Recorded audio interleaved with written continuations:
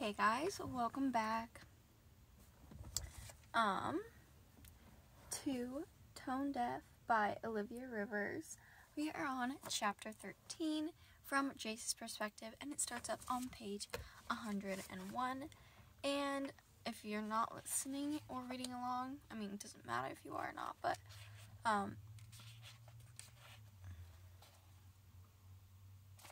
I don't know where you'd be at if you're on an electronic. Guys, I looked back at my other videos on this chapter and I was like, holy cow, I'm stumbling and I'm missing words and a lot of it's confusing, so I do apologize for that. Just constantly trying to get better. Of course, I'm just starting this. I'm going to be stumbling, but I'm hoping to slow down a little bit. I know that makes the videos longer, but I think it's better to have quality than just rush things and waste your time and my time. So anyway, let's just get into this review. Allie just got there. She took up Jace's offer to go travel the rest of the tour with them, which is about 4 months, and then they'll get to New York, where they will be dropping Allie off so that she can live her life, which Jace is a little concerned about. He doesn't even know her, but he's just he still wants her to be safe. So, yeah. Oh, by the way, we moved locations today, and we are now in, the Boston, Massachusetts area. Anyway, subscribe if you have liked any of these videos thus far, and give it a thumbs up, and I'm glad you're here. So, let's just get right into it, because I have really long intros when we should just get into it, you know? I stare out the tiny kitchen window, and watch as the last trailer is bolted shut, ready for travel. Earlier, I pulled the shades down in all the windows so no one can peer in and spot Allie, but I left the shades open on this window, since it's taller than the others and impossible to snoop through. If all the trailers are packed, we should be leaving any minute, although driving is the last thing I want to do. Anxiety and uncertainty keep stabbing at my mind. I want to play some music, drown out my thoughts in chords and notes and riffs. Dude, Killer calls from the living room. How hard is it to fetch a glass of water? You've been in there for 5 minutes. Right, water. That's what I had gone in there for. I quickly grab a glass and fill it, then head back to the couch. My stomach drops when I see that Allie is gone. She didn't leave. Did she? She's been pale and jittery, but I didn't think she was freaked out enough to ditch her plans of escape. Killer squints at my worried expression, yawning as he runs a hand through his hair. She didn't leave, he says. She's just in the bathroom. The RV door slams open and Arrow comes striding inside a moment later. Hey, I said to him. I set the water down on the small end of the table and sit on the couch to face across from Killer, moving so Arrow has room on the other end. Hey, Jace, he says, as he sits on the couch, careful to leave a few feet between us, reminding me why I like him so much. Then he turns toward Killer and says in a way too bright voice, Hello, my darling sweetie. Are you having a lovely morning? Killer grunts and mumbles something before burying his face back into his cocoon of blankets. Arrow turns to me, a wry smile on his lips. Someone wouldn't listen to me when I said he couldn't handle another shot last night. Someone is going to hit you if you keep rubbing this in, Killer mutters. Arrow chuckles, but I can't bring myself to laugh. I don't like the rest of the band drinks. I don't like it at all. Sure, they don't do drugs, but only because they know I'd leave the band if they did, but they insist on drinking. And even though they rarely do it in front of me, it freaks me out every time I see one of them nursing a hangover. Arrow ignores my frown and stands from the couch, moving to the other one. Scooch, he says to Killer. Killer curls up into a tighter ball and Arrow sits beside him. He drags Killer halfway onto his lap and gently smooths his hair. You want some Tylenol or something, babe? Can Jace get it? Killer mumbles. No, I say, I'm not your servant. Killer ignores me and says to Arrow, just lay here, okay? Arrow rolls his eyes at me, but I catch a small smile on his lips. It's a happy little expression, the kind he always wears around Killer. When those two are together, they're always acting like the whole world is made of rainbows and butterflies, as if everything is perfect and nothing could ever go wrong. But I can't resent Arrow for it. Like practically every member of my family, the dude had a pretty rough childhood. His dad OD'd by the time he was 8, and his mom was sent to prison pretty soon after for dealing. Arrow drifted through the foster system like a ghost for a long time after that. Too skinny, too scared, too traumatized to have much of a life. Killer changed that. The dude might be annoying as heck, but I can't help but like him. Without Killer, my cousin would probably still be in that ghost state. Arrow strokes Killer's head with the back of his hand. Promise not to drink too much next time, he murmurs. Promise, I swear. Cross my heart, hope to die. Killer groans. Never, never drinking that much again. I scoff and Arrow shoots me a glare. What, I demand? You realize how many times he's said that, don't you? Don't talk so loud, Killer grumbles. I'll talk however loud I want. This is my RV. What are you doing in here anyway? Killer shrugs his shoulder and winces. Tony and Arrow are talking in Oz, really, really loudly. I raise an eyebrow at Arrow and he gives me a thin smile. I was distracting Tony while you got Allie into the RV. He nibbles uncertainly at his lip. You sure you want to keep this all from him? Positive, I say. He's too good at his job. If he thinks Allie is any type of threat to my reputation, he'll report her. Arrow shrugs but doesn't disagree. I turn my attention back to Killer. Did you decide to crash in my RV? So, you decided to crash in my RV without permission? Yep. Besides, your pillows are comfier, he says, like this is some sort of excuse. Arrow smirks at me and I throw him a half-hearted glare. Killer is a nuisance and a butt, but he is loyal and devoted, mostly to Arrow, but also to Tone Deaf. We never would have gotten the band off the ground without his tech skills. Next time, ask, I say. Yeah, sure. Our conversation is interrupted by coughing coming from the bathroom. A second later, I hear a faint splashing sound and try not to cringe. Air rises. I'm sorry, she threw up and it's just... Air raises an eyebrow at me. Your girl... bulimic? Sorry. She's not my girl, not by a long shot. And no, I think she's just getting over the flu. Liar, liar. I grit my teeth against the fit my conscience is throwing. Sure, my conscience is the size of a pea, but the little thing is devoted to my band. Lies don't work well in our musical family. But I can't just blurt out the truth that Allie doesn't have the flu, that she's terrified and worried and hurting. I recognize the expression she was wearing earlier. The one that probably just looks stressed to most people, but not to me. I can see the pain in the lines of her small frown, the anxiety in a way her eyes squint just a little. The expression screams of abuse and years of it.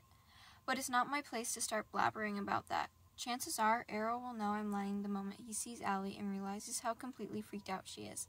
But, for now, I'm not going to say a single word more about her abuse than absolutely necessary. Earlier, she'd seemed embarrassed when I mentioned that the band knew why she was running away, and I don't want to make her feel any worse.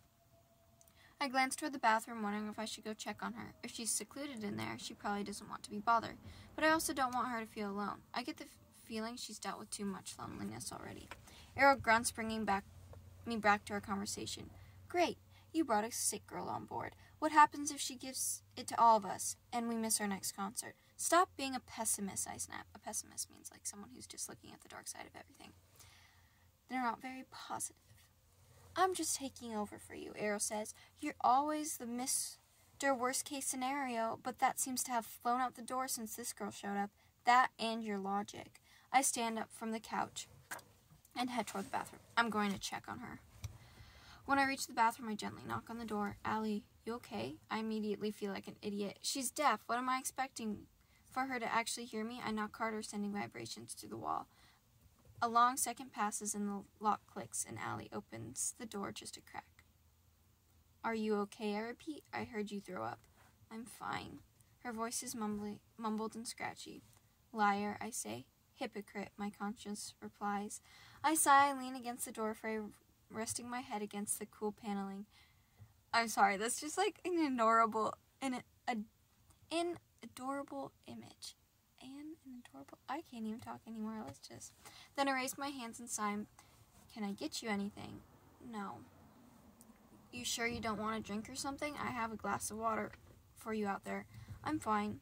You already told me that, and I already called you a liar. Just go away. You know you're in my RV, and you can't exactly start bossing me around. She bites her lip and looks down, and immediately I feel like a jerk. Scratch that. I know I'm a jerk. What's my problem anyway?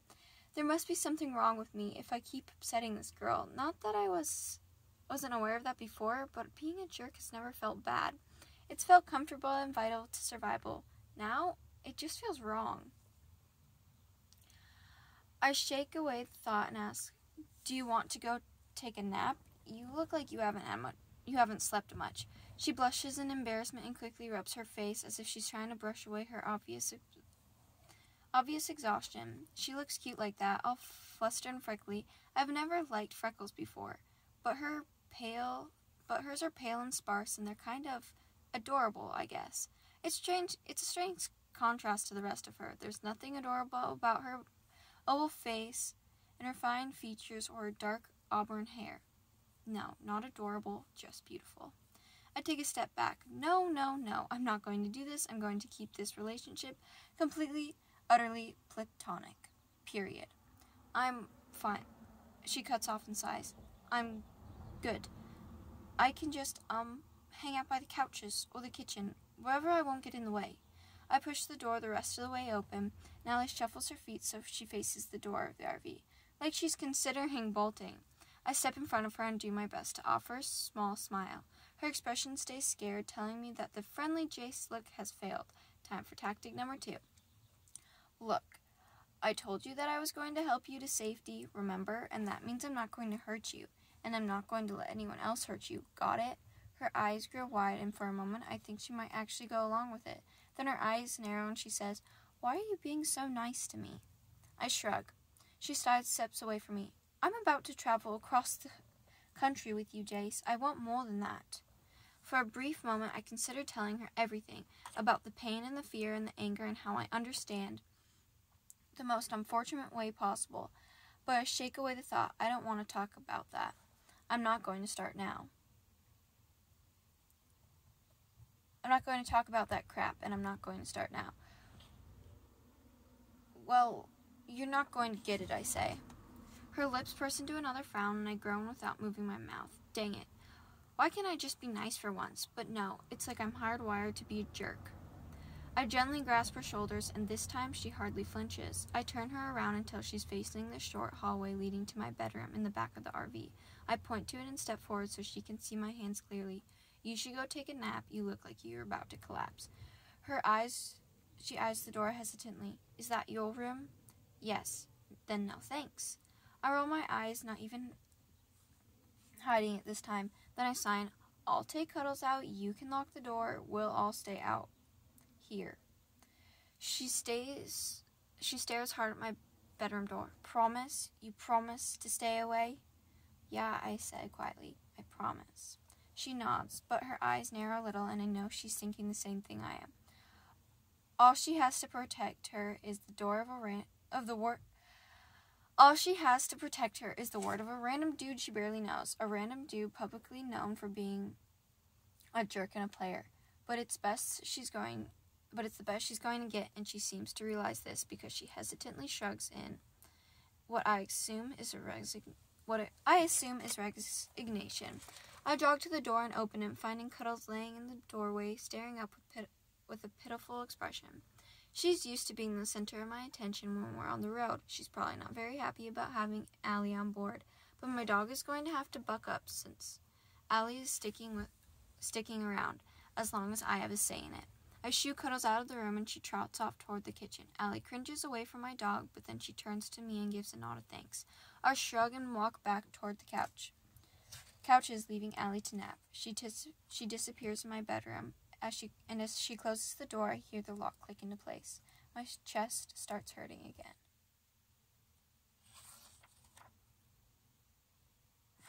Okay, I promise I'm going to go slower on the next video because I keep stumbling and it's just like cringy for me to listen to, so I will go slower and calm. And even if it takes 2 minutes a page, I don't care if it means better quality, because right now it's taking about 45 seconds a page. Like a minute 30 or whatever. So we're going to go a little bit slower to just, like, get it all in, get you with the feels, you know, like, as if you were reading a script. Like, actors aren't going to rush through their scripts just to get more into the scene. They're going to have the scene be played out how it's supposed to be. So I'll try to work on that next time, not stumble, so you can really get the feel and the experience of this book, because it's really good. Again, that was Tone Deaf, chapter 13. Started on page 101, and we ended on page 109, so we'll be starting up on page 110. And that was from Jace's perspective. I'll see you guys next time for the next chapter.